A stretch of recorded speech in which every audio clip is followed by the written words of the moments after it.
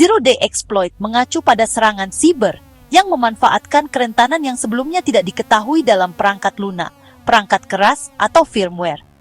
Istilah zero-day berarti pengembang atau vendor tidak memiliki waktu 0 hari untuk menambal atau mengatasi kerentanan tersebut, sehingga tetap tidak tertambal dan dapat dieksploitasi.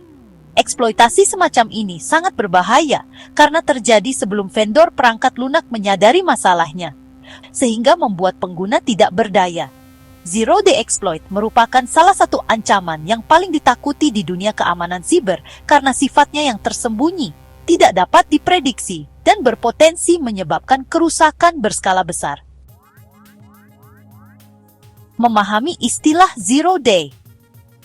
Istilah zero-day berasal dari pengembangan perangkat lunak yang merujuk pada jumlah hari sejak suatu kelemahan ditemukan. Kerentanan zero-day adalah kerentanan yang baru saja ditemukan dan belum diungkapkan atau ditambal kepada publik. Ada beberapa komponen kunci yang perlu dipahami. Zero-day vulnerability, yaitu cacat keamanan yang mendasari sistem yang tidak diketahui oleh vendor.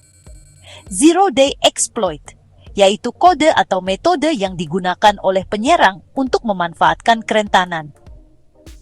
Dan zero-day attack, itu tindakan nyata mengeksploitasi kerentanan untuk melakukan tindakan jahat seperti pencurian data, penyusupan sistem, atau penyebaran malware.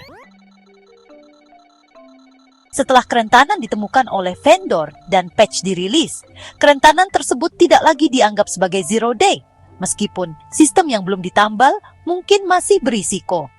Cara kerja zero-day exploit. Zero-day exploit dirancang untuk memanfaatkan kerentanan tertentu sebelum diketahui publik. Berikut cara kerja zero-day exploit pada umumnya. 1. Penemuan.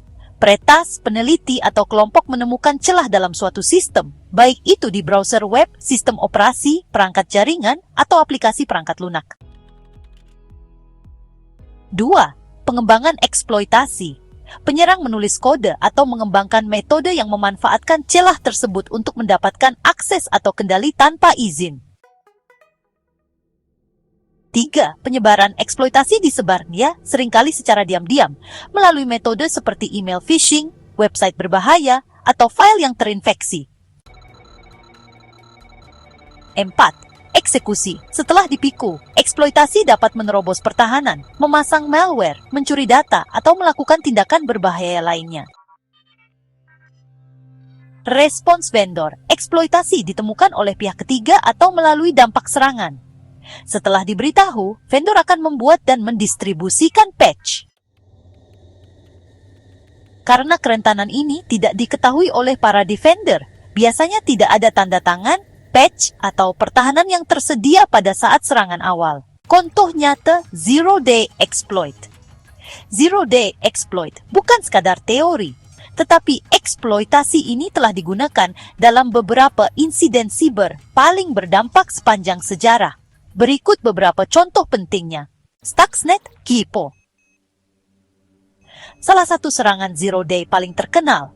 Stuxnet adalah worm canggih yang menargetkan fasilitas pengayaan nuklir Iran. Worm ini menggunakan beberapa eksploitasi zero-day di Windows untuk menyebarkan dan menyabotase peralatan industri penting. Serangan Google Aurora 2005.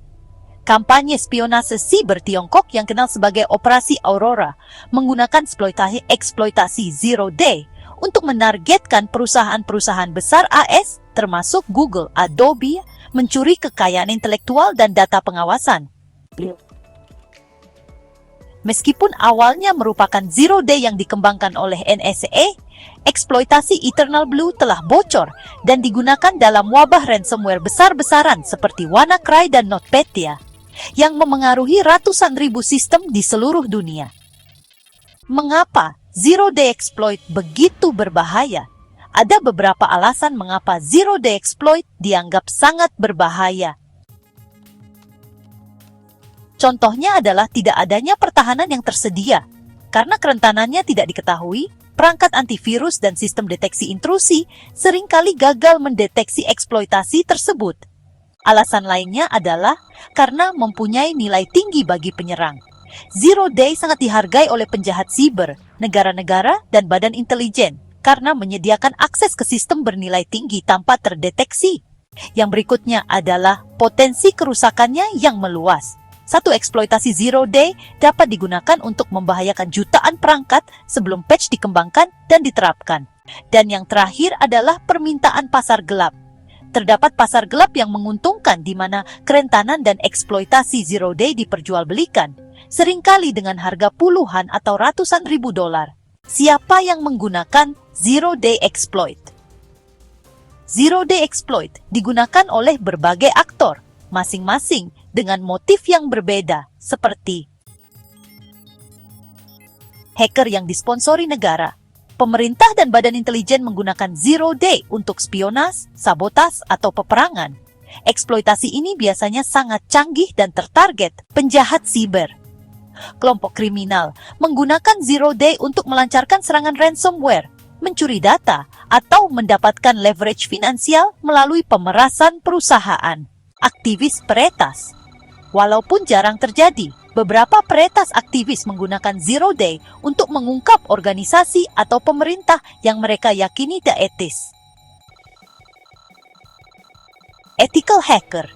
Peneliti keamanan yang menemukan Zero Day biasanya akan melaporkannya melalui program pengungkapan yang bertanggung jawab, dan seringkali mereka menerima penghargaan atau pengakuan karena membantu vendor memperbaiki kelemahan sebelum dieksploitasi. Mendeteksi dan mencegah serangan Zero Day. Mendeteksi serangan Zero Day merupakan tantangan karena perangkat keamanan tradisional bergantung pada tanda tangan yang diketahui. Namun, beberapa strategi dapat membantu mengurangi risiko, seperti break time mutant, deteksi berbasis perilaku. Perangkat keamanan modern menggunakan AI dan pembelajaran mesin untuk mendeteksi perilaku yang tidak biasa atau mencurigakan, alih-alih pola yang diketahui. Endpoint Detection and Response (EDR). Sistem ini memantau perangkat untuk mencari tanda-tanda intrusi atau eksploitasi, bahkan tanpa mengetahui metode pastinya. Segmentasi jaringan. Mengisolasi berbagai bagian jaringan dapat membatasi penyebaran eksploitasi jika sistem disusupi. Pembaruan perangkat lunak rutin. Meskipun patch mungkin tidak secara langsung mencegah eksploitasi Zero Day, menjaga sistem tetap mutakhir akan mengurangi kerentanan setelah patch dirilis. Model keamanan Zero Trust. Asumsikan bahwa ancaman ada di dalam dan di luar jaringan, dan verifikasi setiap pengguna dan perangkat sebelum memberikan akses. Strategi patching dan respons. Setelah Zero Day terdeteksi, vendor segera menerbitkan patch keamanan. Kecepatan dan transparansi proses ini sangat penting. Pengguna dan organisasi dianjurkan untuk berlangganan buletin keamanan vendor, menerapkan patch segera setelah tersedia, menggunakan alat manajemen patch otomatis, serta memiliki rencana respons insiden jika terjadi eksploitasi Zero Day. Tim keamanan juga dapat menggunakan patching virtual, di mana firewall atau alat endpoint protection dikonfigurasi untuk memblokir perilaku eksploitasi sementara hingga patch resmi tiba. Jadi, Zero Day Exploit merupakan salah satu ancaman paling kuat dan tak terduga dalam lanskap keamanan siber. Eksploitasi ini menargetkan kerentanan yang tidak diketahui, menerobos pertahanan tradisional, dan seringkali menyebabkan pelanggaran serius. Meskipun sulit dideteksi dan dihentikan, menerapkan pendekatan keamanan berlapis yang proaktif dan tetap mendapatkan informasi terbaru tentang pembaruan keamanan dapat mengurangi risiko secara signifikan. Selama perangkat lunak terus berkembang, kerentanan Zero Day akan tetap ada. Begitu pula kebutuhan akan kewaspadaan, pengungkapan yang etis, dan strategi pertahanan siber yang kuat.